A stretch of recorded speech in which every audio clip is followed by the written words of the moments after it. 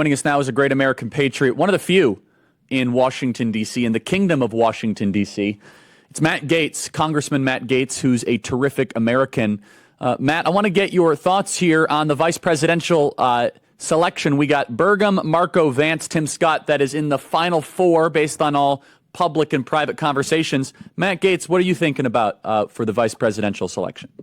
I'll start by suggesting that I don't think it's just down to that four. I actually think there's some wild card picks that are still out there and reverberating in the mind of President Trump. President Trump's going to make this pick, but let me argue on behalf of the senators on that list. And, I know Senator Vance and Senator Rubio, the best of that group, and they would be at the top of my list.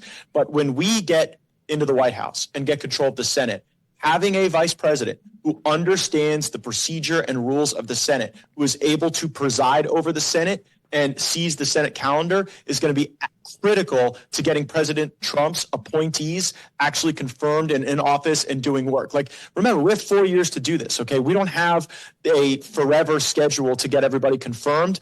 And so we will need a vice president who can preside over the Senate, who can set the Senate calendar. And look, there are going to be some of these three-letter agencies, Charlie, where we might need to make recess appointments. And so having a vice president who's playing ball, who's got that in their hand, it is going to be the difference between getting people at DOJ, FBI, CIA, NSA that will execute our mission versus those who will work to undermine President Trump, as we've seen in the past. It's like the 101st senator, right, is basically what the VP is. Technically, I mean, constitutionally, they are one of the only offices. What did Dick Cheney call it? The unitary executive theory, where you both have you preside over legislative and executive. It's one of the only hybrid roles the founding fathers put into our Constitution. So, JD Vance, what do you think of him? He's definitely my favorite.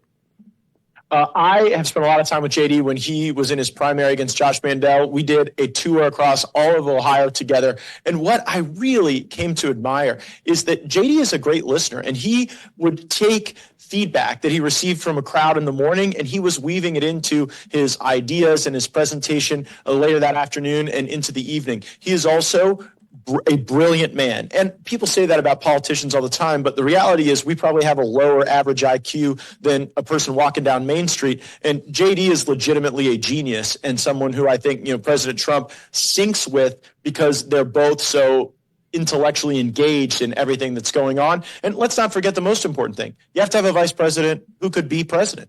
In the event that would have to be the constitutional role that they would fulfill, J.D. Vance could serve as president of the United States and thus would be a fully qualified pick for vice president. But as great a guy as I'm sure Doug Burgum is, and I bet there'll probably be a spot in the cabinet for him somewhere, I worry about someone like Doug Burgum being thrown into the lion's den that is the United States Senate, not knowing the procedures like the back of his hand, not able to really guide that institution to the execution of President Trump's agenda and the approval of his nominees. I think that's great. I totally agree that having the Senate wrinkle is so incredibly important. You also recently went down to El Salvador with Bukele. Tell us about it. Yeah, it was great to leave like the third world mess that the United States is descending into and go to a place like El Salvador where they're actually changing the country with conservative populist ideas that put order and security first.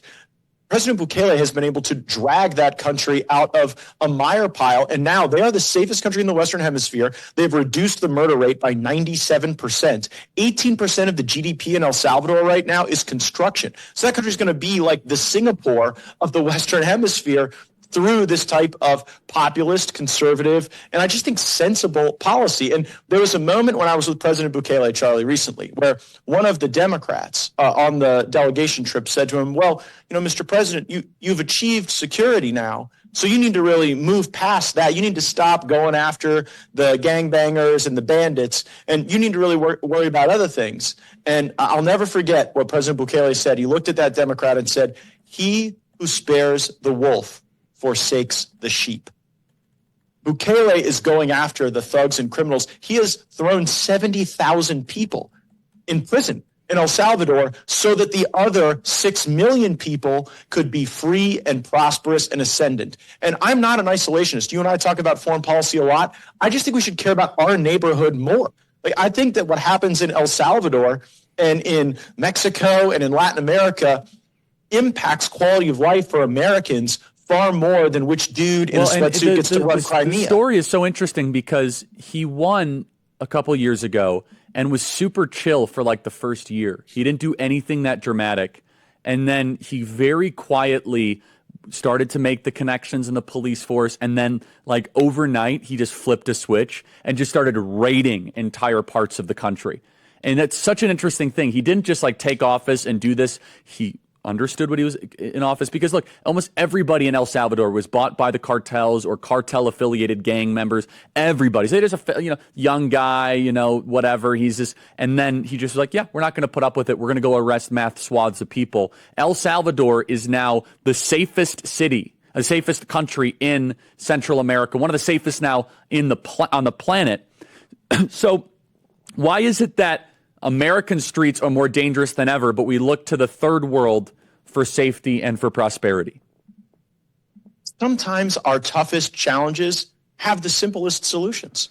If your communities are being overrun by gangs, you just arrest the gang members and lock them up. But instead, in the United States, we have this perverse theory of having a struggle session with the people who are repeat violent criminals who are making life impossible in a lot of the blue jurisdictions in the United States of America. And what people in New York and in LA and in Chicago are learning is that if you don't have security, there is no prosperity. If you can't let your loved ones walk down the street and engage in commerce and enjoy life, you already are a prisoner.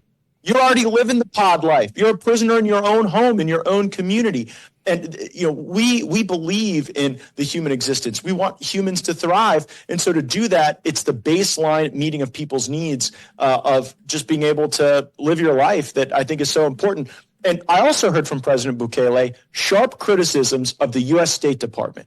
Because, when the Russians and when the Chinese are messing around in Latin America, they're worried about their interests. Where can they mine materials? Where can they get lumber?